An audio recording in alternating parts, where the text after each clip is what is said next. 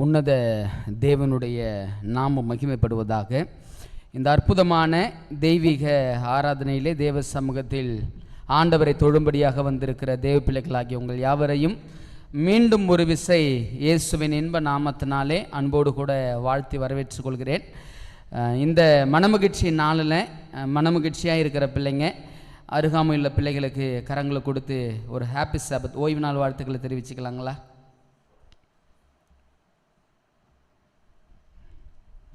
சந்தோஷம்.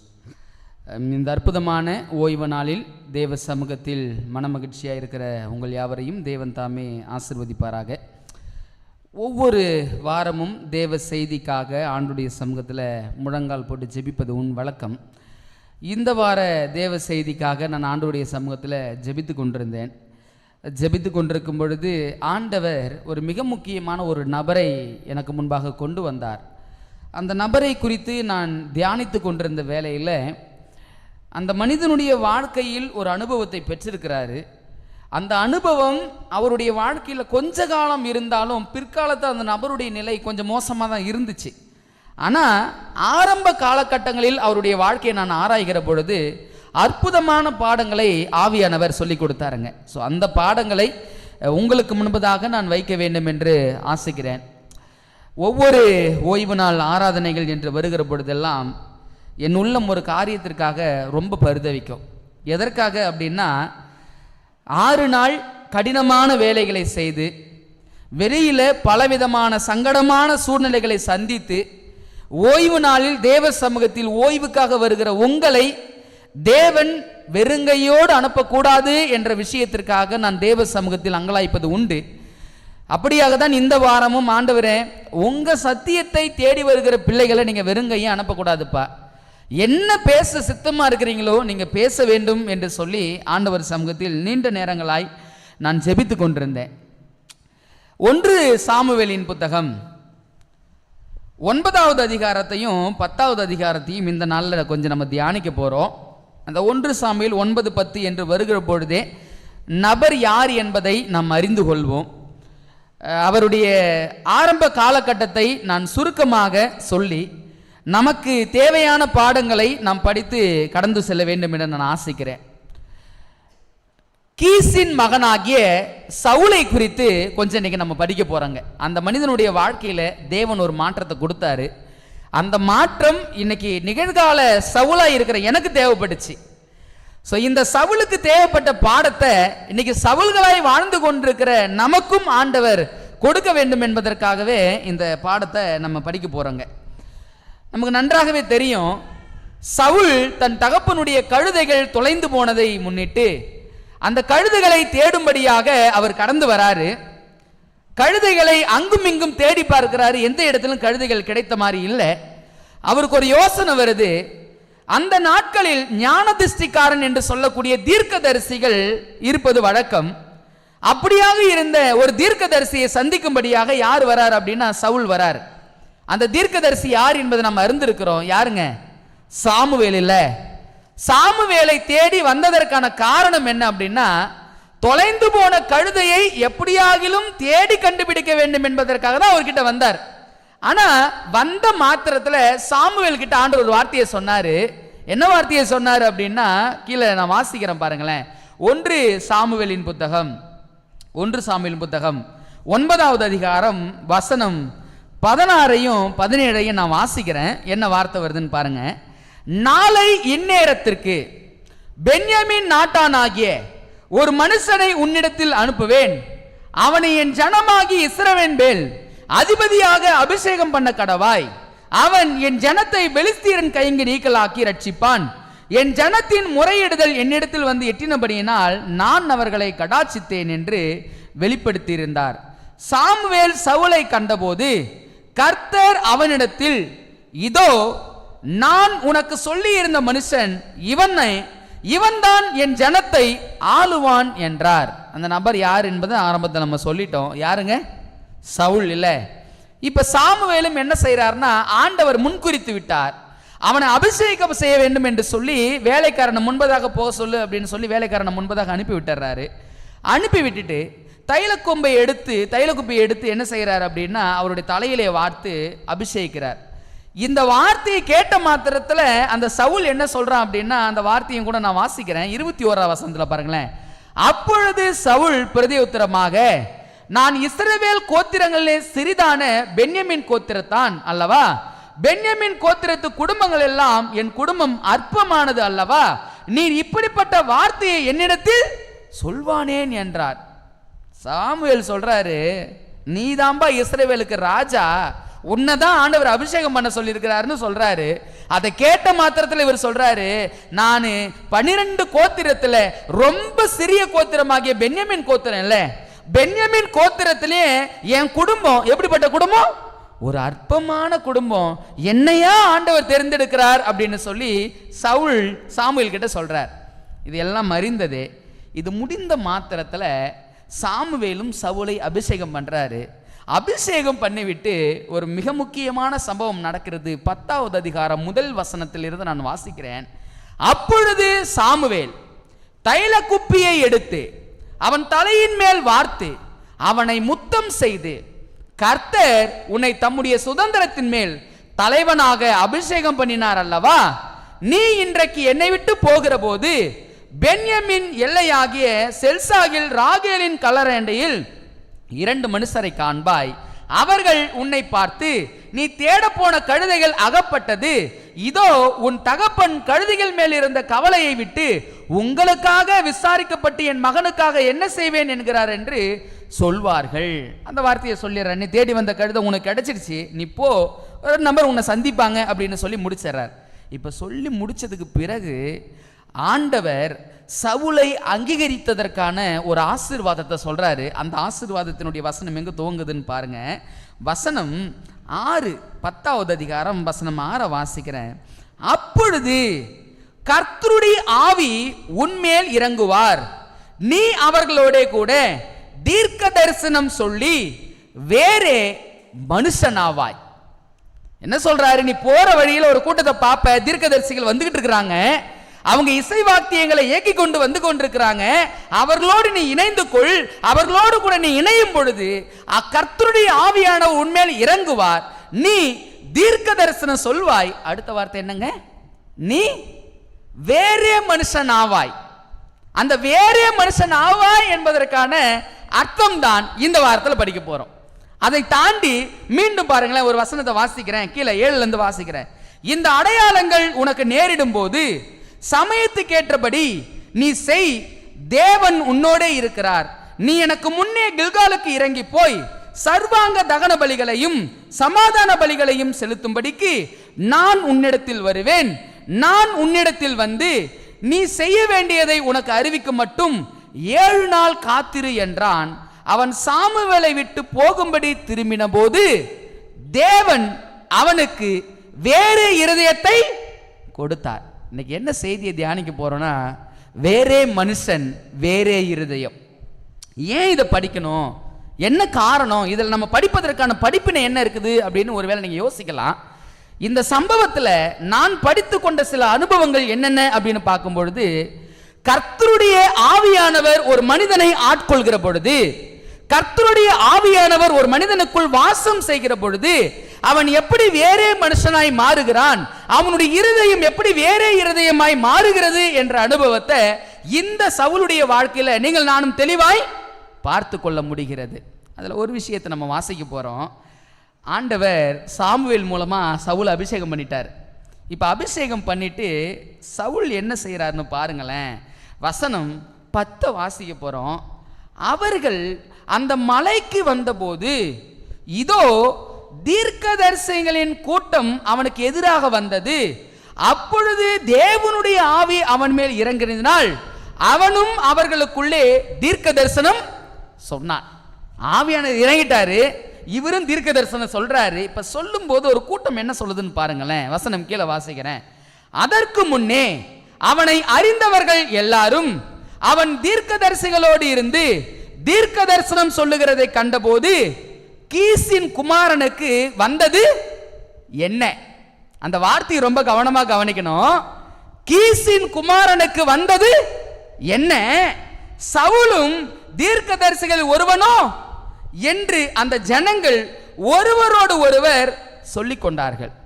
இப்ப கேள்வி, இந்த ஜனங்கள் உண்மையாவே தெரியாதது போல கேட்டாங்களா, இல்ல இவங்க கேட்டதுல ஏதாவது உள்ளர்த்தம் இருக்குதா? என்னங்க நினைக்கிறீங்க? இவங்க கேட்டாங்க, அந்த வார்த்தையை மீண்டும் நான் வாசிக்கிறேன், ரொம்ப மிக முக்கியமான வார்த்தை இல்லைங்களா? கீசின் குமாரனுக்கு வந்தது என்ன? தீர்க்கதரிசிகளோடு கூட இவனும் தீர்க்கதரிசியோ, இவனும் தீர்க்கதரிசின்னு சொல்றானோ அப்படின்னு சொல்றாங்களே. இப்ப அந்த ஜனங்கள் தெரியாம கேட்கறாங்களா, இல்ல இவனை கேலி செய்யறாங்களா? கேலி செய்யறாங்கல்ல. இப்ப இந்த வார்த்தையை சவுல் கேட்டாரா? நிச்சயம் கேட்டார். என்ன நடக்குது கீழே வாசிக்கிறோம் பாருங்க. அதற்கு அங்கே இருக்கிறவர்கள் ஒருவன், இவர்களுக்கு தகப்பன் யார் என்றான். ஆதலால் சவுலும் தீர்க்கதரிசிகளில் ஒருவனோ என்பது பழமொழியாயிற்று. எதுவா மாறிடுச்சுங்களா? பழமொழி. எது பழமொழியா மாறிச்சு? இவன்லாம் தீர்க்கதரிசியான், இவனுக்கு வந்த வாழ்வை பாருங்க, இவன்லாம் தீர்க்கதரிசியான்னு சொல்றது இஸ்ரவேலுக்குள்ள எதுவா மாறிடுச்சா? பழமொழியா மாறிடுச்சா. முதல் சம்பவம். அடுத்த சம்பவத்துக்குள்ள போக போறோம், ரொம்ப கவனத்தோடு கவனிங்க. வசனம் 13 வாசிக்கிறேன். அவன் தீர்க்க தரிசனம் சொல்லி முடித்த பின்பு மேடையின் மேல் வந்தான். அப்பொழுது சவுலுடைய சிறிய தகப்பன், நீங்கள் எங்கே போனீர்கள் என்று அவனையும் அவன் வேலைக்காரனையும் கேட்டான். அதற்கு அவன், நாங்கள் கழுதைகளை தேட போய் அவைகளை எங்கும் காணாதபடியினால் சாமுவேலிடத்திற்கு போனோம் என்றார். அப்பொழுது சவுலின் சிறிய தகப்பன், சாமுவேல் உங்களுக்கு சொன்னது என்ன, அதை சொல் என்றான். சவுல் தன் சிறிய தகப்பனை பார்த்து, கழுதைகள் அகப்பட்டது என்று எங்களுக்கு தீர்மானமாய் சொன்னார் என்றான். ஆனாலும் ராஜபாரத்தை பற்றி சாமுவேல் சொன்னதை அவனுக்கு அறிவிக்கவில்லை. சாமுவேல் ஜனங்களை மிஸ்பாவிலே கர்த்தரிடத்தில் வட வைத்து, இப்ப அபிஷேகம் பண்ணிட்டாரு. அபிஷேகம் பண்ணிட்டு ஜனங்களுக்கு முன்னாடி அதை அறிவிக்கணும். இஸ்ரவேல்ல ஒரு வழக்கம் இருந்துச்சு. அந்த வழக்கம் என்ன அப்படின்னா, அங்கு தலைவனாய் தேர்ந்தெடுக்கப்படுகிறவர்கள் சீட்டு போட்டு தான் தேர்ந்தெடுப்பாங்க. ஆனா ஆண்டவர் அதுக்கு முன்னாடி தேர்ந்தெடுத்துட்டாரு. இப்ப தேர்ந்தெடுத்தவனை சமைக்கு முன்பதாக, சமஸ்துக்கு முன்பதாக கொண்டு வந்து என்ன செய்யணும் அப்படின்னா, அவரை மீண்டும் அறிமுகப்படுத்தணும். அந்த புரோகிராம் நடக்குது. இப்ப அது நடக்கும் பொழுது என்ன சம்பவம் என்பது ரொம்ப கவனத்தோடு கவனிங்க. கீழே வாசிக்க போறேன். இஸ்ரவேல் புத்திரரை நோக்கி இஸ்ரவேலின் தேவனாகிய கர்த்தர் சொல்கிறது என்னவென்றால், நான் இஸ்ரவேலை எகிப்திலிருந்து புறப்பட பண்ணி உங்களை எகிப்தியர் கைக்கும் உங்களை இறுகப்பிடித்த எல்லா ராஜ்யத்தாரின் கைக்கும் நீங்களாக்கி விட்டேன். நீங்களோ உங்களுடைய எல்லா தீங்குகளுக்கும் நெருக்கங்களுக்கும் உங்களை நீங்களாக்கி ரட்சித்த உங்கள் தேவனை இந்நாளிலே புறக்கணித்து ஒரு ராஜாவை எங்கள் மேல் ஏற்படுத்தும் என்று அவரிடத்தில் கேட்டுக்கொண்டீர்கள். இப்பொழுதே கர்த்தருடைய சந்நிதியில் உங்கள் வம்சங்களின் படியையும் ஆயிரங்களான உங்கள் சேர்வைகளின் படியையும் வந்து நில்லுங்கள் என்றான். சாமுவேல் இஸ்ரவேலின் கோத்திரங்களை எல்லாம் சேர பண்ணின பின்பு பென்யமீன் கோத்திரத்தின் மேல் சீட்டு விழுந்தது.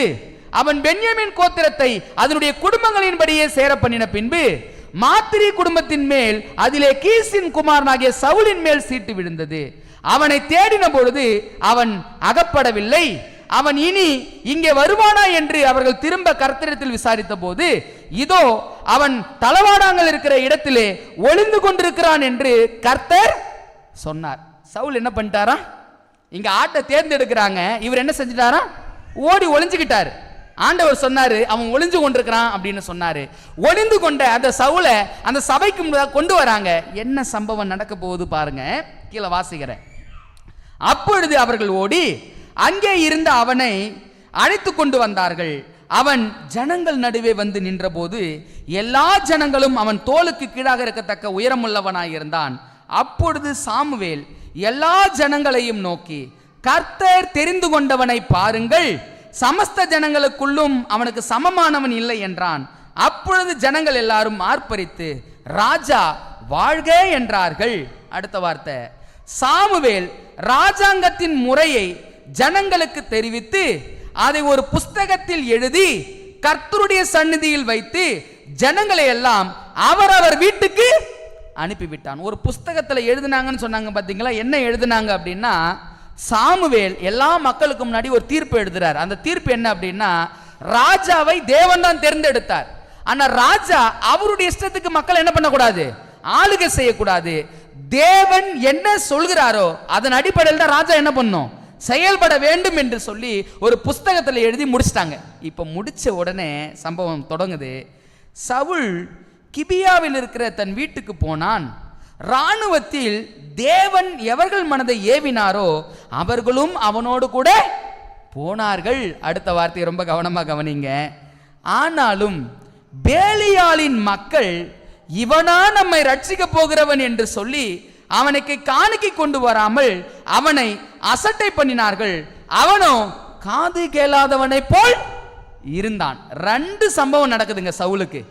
முதல் சம்பவம், அந்த சவுலை பார்த்து சொன்னாங்க, கீசின் மகனுக்கு வந்தது என்ன, இவனா தீர்க்கதரிசனம் சொல்ல போறான், இவனா தீர்க்கதரிசி என்று சொல்லி ஜனங்கள் சவுலை நிந்தித்தது முதல் சம்பவம். இரண்டாவது சம்பவம், சாமுவேல் ஜனங்களுக்கு முன்னாடி சவுலை அறிமுகப்படுத்திட்டாரு. அறிமுகப்படுத்தினதுக்கு பின்பும் கூட ஜனங்கள் அவனுக்கு காணிக்க கொண்டு வரல. காணிக்க கொண்டு வராம அவங்க சொன்ன வார்த்தைகள். ஆனாலும் பேலியாளின் மக்கள் என்ன சொன்னாங்களாம், இவனா நம்மை ரட்சிக்க போகிறான் என்று சொல்லி அவனுக்கு எதை கொண்டு வரலையா, காணிக்கை கொண்டு வரல. இந்த 2 சம்பவத்தையும் சவுல் பார்த்தாரான்னா பார்த்தார்.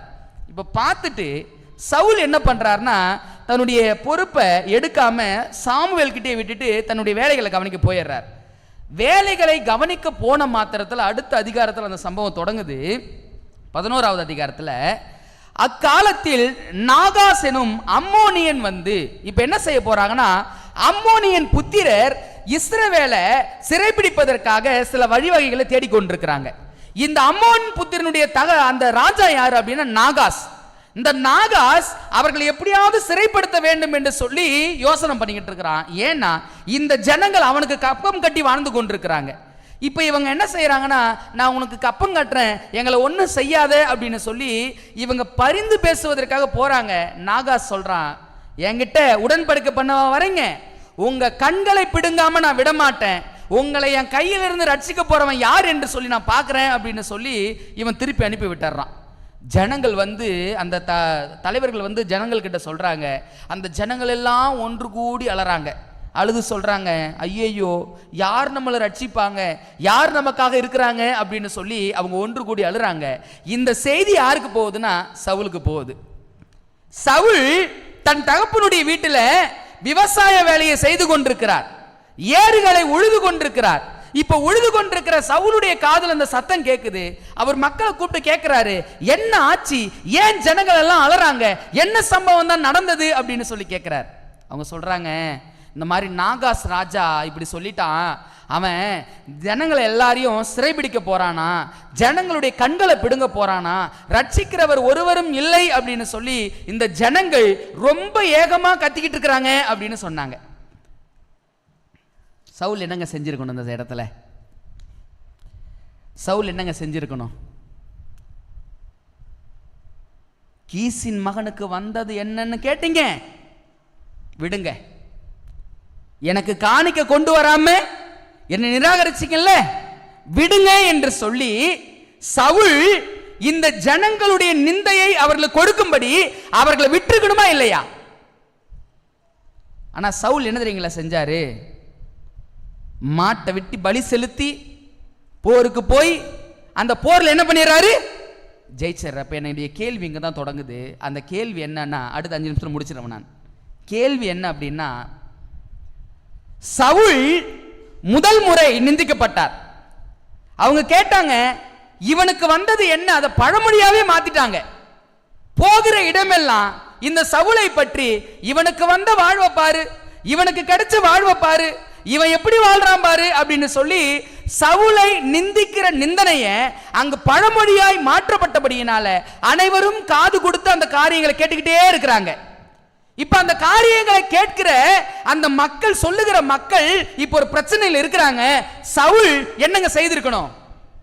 என்ன நிந்தித்த ஜனம் அது நிந்தையை அனுபவிக்கட்டும், அது போய் சேரட்டும் அப்படின்னு சொல்லி சவுல் விட்டுருக்கணுமா இல்லையா? ஆனா சவுல் விட்டாரா?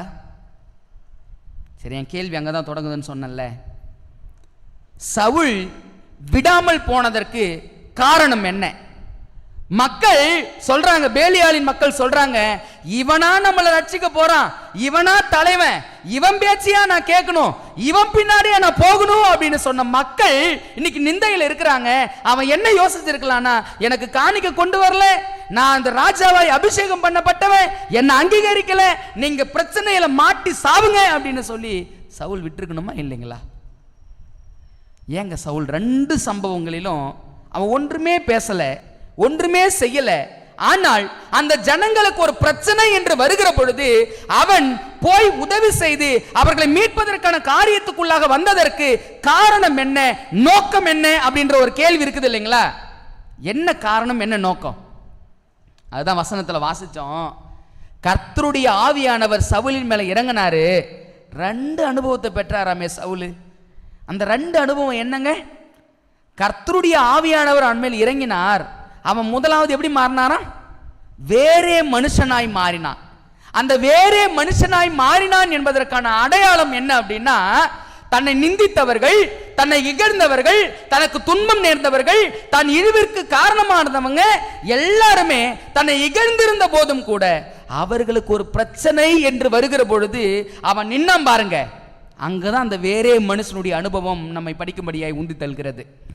நீங்க யோசித்து பாருங்க, சராசரி மனுஷனா இருந்தா அவன் என்ன செஞ்சிருக்கணும்? அந்த மக்களை நிந்தையில விட்டுருக்கணுமா இல்லையா? ஆனால் நிந்தையில் விடாதபடி அவனை தடுத்தது எது அப்படின்னா, அவன் முந்தைய மனுஷன் இல்ல, இப்ப எப்படிப்பட்ட மனுஷனா இருக்கிறானா, வேறே மனுஷனா இருக்கிறான் என்று சொல்லி வேதம் சொல்லுது. இரண்டாவது, அந்த சவுல் பெற்றுக்கொண்ட அனுபவம் வேறே இருதயம், வேறே மனசு. அந்த இருதயம், மனசு, இது எல்லாவற்றுக்கும் அடிப்படை என்னன்னா குணம். அவன் முன்னாடி உள்ள குணத்தோடு இருந்திருப்பான் அப்படின்னா அவன் நிச்சயமாய் அந்த ஜனங்களை நிந்தைக்குள்ளாக விட்டிருப்பான். ஆனா அவன் ஜனங்களை நிந்தைக்குள் விடாமல் இருப்பதற்கான காரணம் என்ன அப்படின்னா, இப்ப அவன் வேறே இருதயத்தை பெற்றுக்கொண்டவனா இருந்தான். அந்த வேறே இருதயத்தை பெற்றுக்கொண்டவனா இருந்தபடியினால தன்னை நிந்தித்தவர்களாய் இருந்தாலும் சரி, தன்னை பின்பற்றாமல் இகழ்ந்தவர்களாய் இருந்தாலும் சரி, அவர்களையும் நான் ரட்சிக்க வேண்டும், அவர்களையும் நான் மீட்க வேண்டும் என்ற எண்ணம் யாருக்கு வந்தது அப்படின்னா சவுலுக்கு வந்தது. இன்னைக்கு அப்படியே இந்த பாடத்தை படிக்கிற நீங்கள் நானும் ஒரு விஷயத்தை மனசுல கேட்டு படிக்க வேண்டியவர்களாக இருக்கிறோம். இன்னைக்கு கர்த்தருடைய ஆவியானவர் நமக்குள் இருக்கிறார், உண்மையாகவே ஆவியானவர் என்னை வழிநடத்துகிறார் என்று எண்ணிக்கொள்கிற நான் இந்த முதல் அனுபவத்தை நான் சிந்தித்து பார்க்க வேண்டியதா இருக்கிறது. அந்த முதல் அனுபவம் என்ன அப்படின்னா, நான் வேறே மனுஷனாய் மாறி இருக்கிற அனுபவத்துக்குள்ள இருக்கிறவனா இருக்கிறேன் அப்படின்னா, என்னை நிந்திக்கிறவர்களுக்கும் என்னை இகழ்ச்சியாய் என்னை கடந்தவர்களுக்கும் நான் என்ன கைமாறு செய்து கொண்டிருக்கிறேன் என்ற ஒரு காரியம் இருக்குது இல்லைங்களா? இன்னைக்கு உலகம் பழிக்கு பழி என்ற காரியத்தை நமக்கு சொல்லிக் கொடுக்குது இல்ல? ஆனா வேதத்தை பாருங்க, சவுல் தன்னை நிந்தித்தவர்களும் காப்பாற்ற விட வேண்டும் என்று சொல்லி அவர் கரம் கொடுத்து அவர்களை காப்பாற்றுகிற விஷயத்தை நீங்களான வேதத்தில் வாசிக்கிறோமே. இன்னைக்கு வேறே மனுஷனுடைய அனுபவம் நமக்குள்ள எத்தனை பேருக்குள்ள இருக்குது? நம்ம நிந்தித்தவங்கன்னு தெரியும், நமக்கு கஷ்டப்படுத்துறவங்கன்னு தெரியும், அவர்களும் கெட்டு போக கூடாது, அவர்களையும் ரட்சிக்க வேண்டும் என்ற எண்ணம் நமக்குள்ளாக எத்தனை பேருக்குள்ளாக இருக்கிறது என்பதை நீங்கள் நானும் சிந்தித்து பார்க்க வேண்டியதா இருக்கிறது. வேறே இருதயம். சில நேரங்களில் மனசு நமக்கு துடிக்கும். என்ன துடிக்கும் அப்படின்னா, இவங்களுக்கா உதவி செய்யணும், இவங்களுக்கா நான் இந்த காரியத்தை செய்யணும். அப்படிப்பட்ட அனுபவங்கள் நமக்குள்ள வந்திருக்குதுங்களா? நிச்சயம் ஏதோ ஒரு சூழ்நிலைகள்ல, ஏதோ ஒரு காலகட்டங்கள் இந்த அனுபவம் வந்திருக்க கூடும். ஆனா கேள்வி என்ன அப்படின்னா, அப்படிப்பட்ட அனுபவங்களின் நேரங்கள்ல நீங்கள் நானும் நன்மை செய்யத்தக்க திராணி இருக்கும்போது அதை செய்யாமல் எத்தனை முறை தடுத்திருக்கிறோம் என்பதை நீங்கள் நானும் சிந்திச்சு பார்க்க வேண்டியதா இருக்குது. ஏன் தெரியுங்களா? அப்படி நன்மை செய்திருந்தாதான் நீங்கள் நானும் வேறே இருதயமுடையவர்கள். அந்த வேறே மனுஷனாகிற அனுபவமோ வேறே இருதயமுடைய அனுபவமோ இன்னைக்கு எத்தனை பேர்கிட்ட நம்ம கிட்ட இருக்குதுன்னு சிந்திச்சு பாருங்க. ரோமர் புத்தகத்துல ஒரு வார்த்தை அருமையா வருது.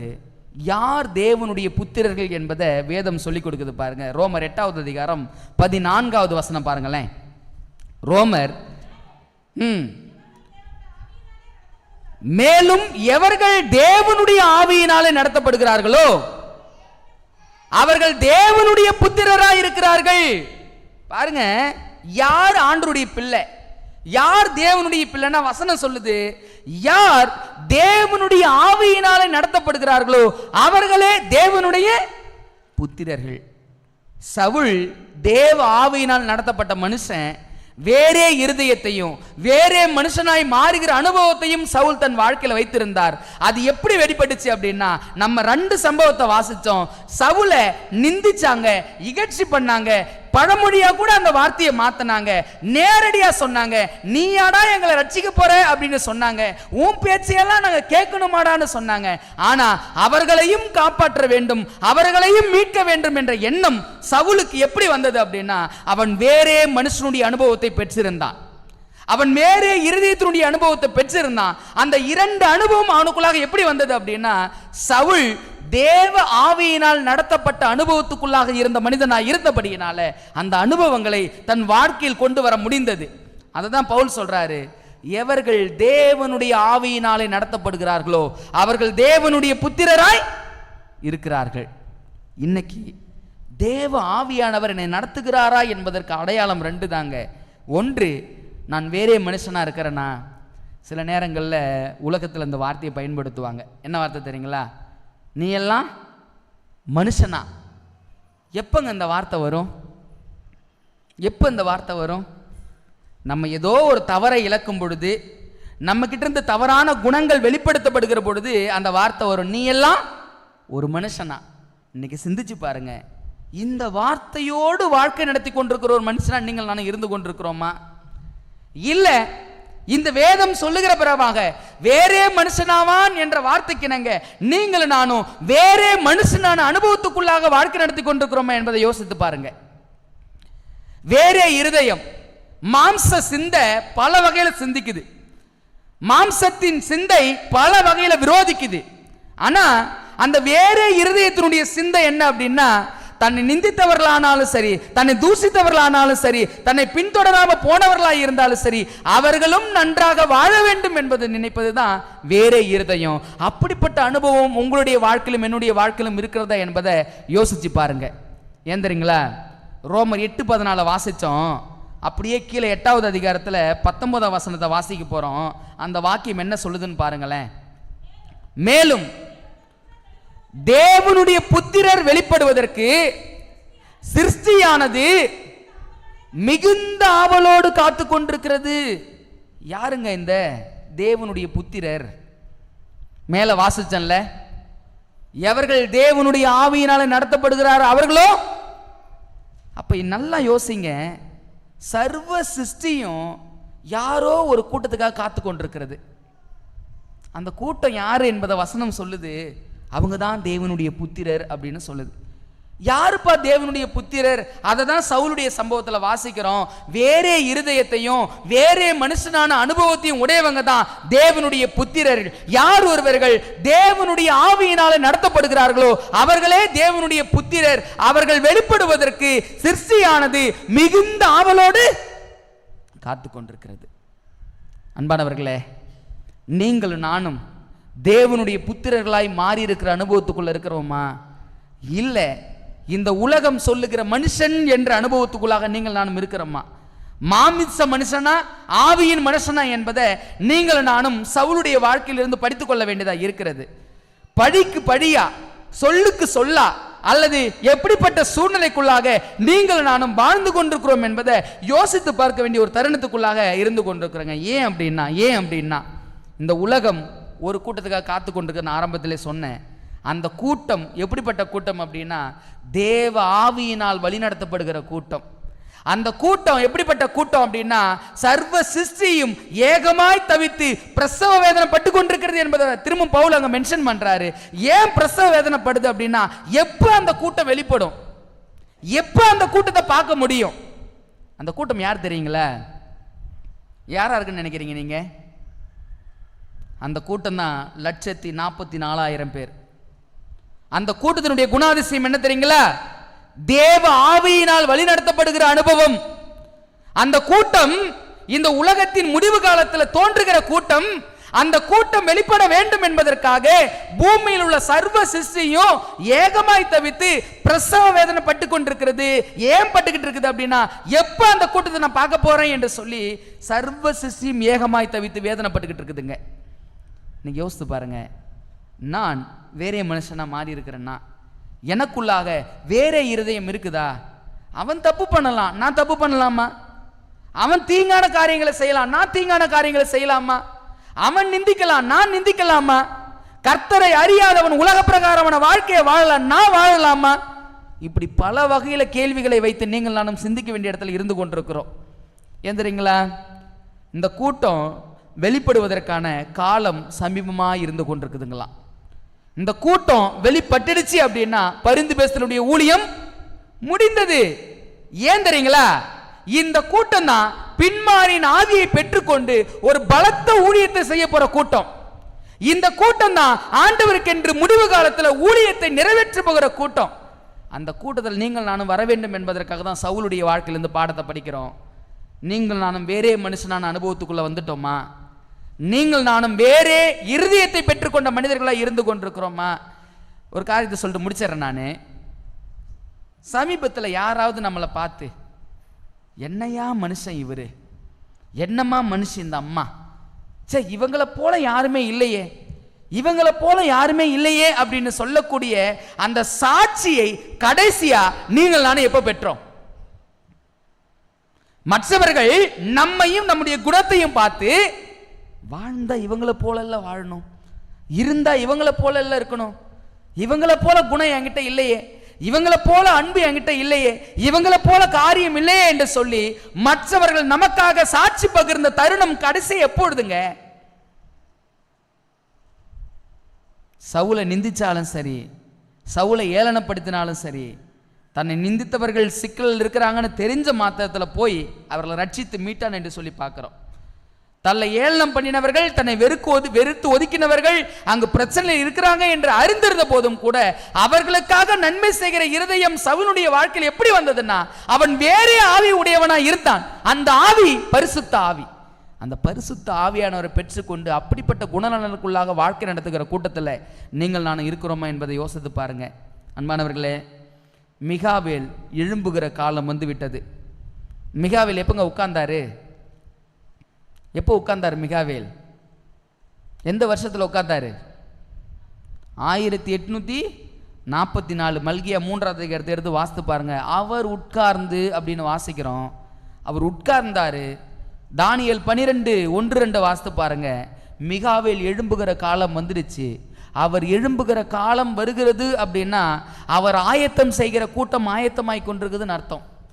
குணத்தையும் மனதையும் மாற்றுவதற்கு ஒரு காலம் இருக்குதுன்னா அது இந்த காலம்தான். ஆண்டவருக்கு பிரியமான ஒரு குணமுள்ள பிள்ளைகளை நீங்கள் நானும் மாற முடியும்னா அது இந்த காலம்தான்.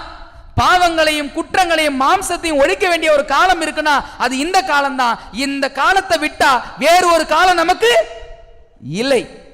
ஒரு ஆய்வாளர் சொல்றாரு, இந்த பூமியை கடைசியா பார்க்குற லாஸ்ட் ஜெனரேஷன் நம்ம தானா, கடைசி சந்ததியா. இந்த உலகத்துல வாழ்கிற கடைசி சந்ததி, கடைசி தலைமுறை இன்னைக்கு வாழ்ந்து கொண்டிருக்கிற நீங்கள் நானும் தானா. ஏன் அப்படின்னா இந்த சந்ததி முடிவதற்கான எல்லா சூழலுக்குள்ளாகவும் கடந்து வந்து கொண்டு. எத்தனை பேர் நியூஸ் பார்க்குறீங்கன்னு தெரியல. இப்போ ஒரு புதிய ஒரு பிரச்சனை போய்கிட்டு இருக்குது தெரியுங்களா? என்ன பிரச்சனை யாருக்கா தெரியுங்களா? இயற்கை பேரிடர் சம்பந்தமான ஒரு பிரச்சனை தான். அப்படின்னா என்னங்க அர்த்தம்? பூமி வெப்பமயமாகுதல் அதிகமாகிட்டே இருக்குது. எந்த காலத்திலும் கிளைமேட் சேஞ்ச் அதிகமாகிட்டே இருக்குது. இது எல்லாம் நமக்கு ஒரு பாடத்தை சொல்லிக் கொடுக்குது. என்ன பாடத்தை சொல்லிக் கொடுக்குதுன்னா, கிறிஸ்துவின் வருகைக்கு நாங்க ஆயத்தமாயிட்டோம். யார் ஆயத்தமாகல? நீங்க இன்னும் ஆயத்தமாகல. நம்ம பகுதியை எடுத்துக்குங்க.